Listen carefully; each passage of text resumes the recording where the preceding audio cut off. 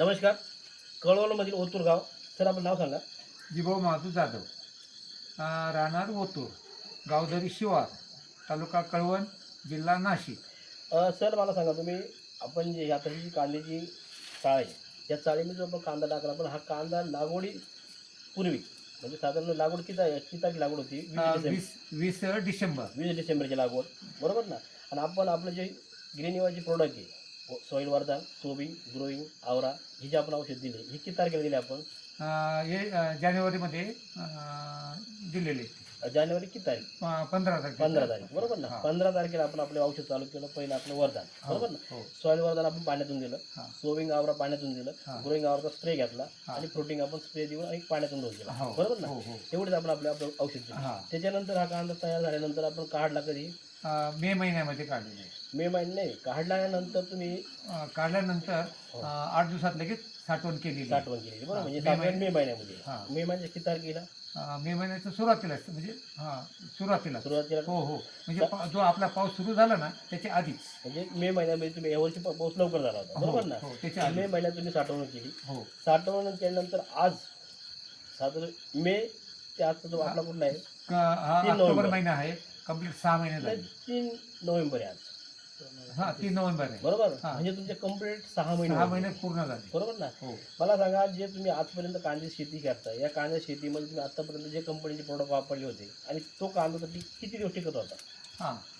आतापर्यंत म्हणजे हे पहिलंच वर्ष आहे तुमचं जे औषध आहे हे पहिलंच वर्षी. याच्या मागे आम्ही जे औषधं वापरले त्याचा रिझल्ट इतका नव्हता. इतके दिवस कांदा टिकत नव्हता.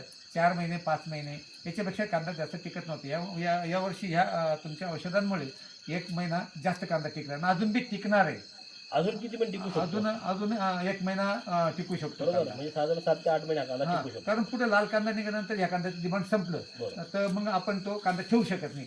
तरी पण म्हणजे 1 महिना. आता मला सांगा हा तो विषय झाला आपल्या प्रोडक्ट रिझल्ट बद्दल. तुम्हाला 100% गॅरंटी आली.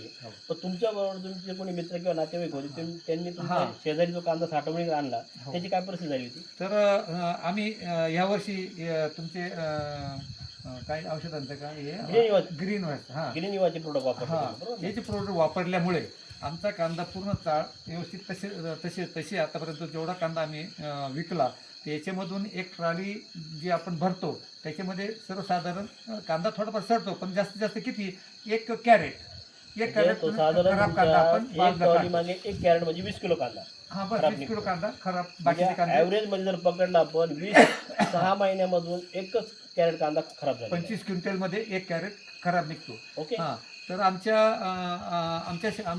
चाळीमध्ये शेजारच्या गावातून शिरसमणीमधून आमचा एक शेतकरी आहे. त्यांचं नाव काय सांगू शकता तुम्ही? त्यांचं नाव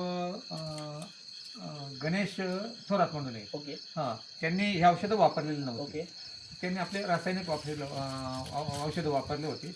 तर त्यांनी त्यांच्याकडे चाळ नसल्यामुळे आपल्या चाळी त्यांनी एक साईडला कांदे टाकले. तर तिथली परिस्थिती अशी झाली की त्यांनी फक्त 3 महिने 3-3.5-4 महिने फक्त त्याचा कांदा तो टिकला आणि त्या कांद्यांचं पूर्ण पाणी झालं. आमच्या चाळीमध्ये त्याचा वास आणि पाणी जे आहे ना खालीपर्यंत वघाळ त्याचे आज दिसत आहेत. आजही त्याचे डाग दिसत आहेत. आजही त्याचे वघाळ डागा दिसत आहेत. पाणी जे गळालेले कांद्यांचं ते पूर्ण आज बी दिसत आहेत. म्हणजे त्याला आम्ही कांदा फटाफट जो काढ बघ तुझा कांदा भाव कमी होऊन राहिले ते काढून टाकतो. तर नाश होऊन त्याचा कांदा खूप नाश झाला. तर त्या औषधांमुळे म्हणजे त्याने हे औषध न वापरल्यामुळे त्याचं नुकसान झालं आणि आम्ही हे औषध वापरल्यामुळे आम्हाला फायदा झाला. ते चित्र बघितल्यामुळं तुम्हाला एक 100% समाधान कुठलं लाभलं? जे आम्ही निर्णय घेतला तो निर्णय घेतला तो आमचा सक्सेस ठरला. आणि म्हणजे तुमच्यावर विश्वास ठेवला. पहिल्यांदाच आम्ही औषधं घेतले तर आम्हाला चांगला रिझल्ट मिळालेला आहे. आणि खरोखर सर्व शेतकऱ्यांसाठी जे औषधं आहेत गवळी साहेबांनी जे आपल्याला जे शेतकऱ्यांना जे प्रोत्साहन देतात किंवा हे आपले जे औषधं दाखवतात जे रासायनिक खतांपेक्षा रासायनिक औषधांपेक्षा हे जे औषधं आहेत हे खूपच फायदेशीर आहेत आणि शेतकऱ्यांसाठी माल टिकाऊसाठी साईजसाठी आणि कलरसाठी खूपच फायदेशीर आहे आणि वापरायला काही हरकत नाही. आम्हाला त्याची गॅरंटी मिळाली. तुम्ही 100% समाधानी? आम्ही 100% समाधानी. ठीक आहे. आज आपला कांद्याचा सीझन चालू होतोय. हो नवीन लागवडीचा. नवीन लागवड. तर इथून पुढे आपले जे आजूबाजूचे शेतकरी असेल, मित्रपरिवार असेल, यांच्यापर्यंत जास्तीत जास्त लोकांपर्यंत हा संदेश गेला पाहिजे.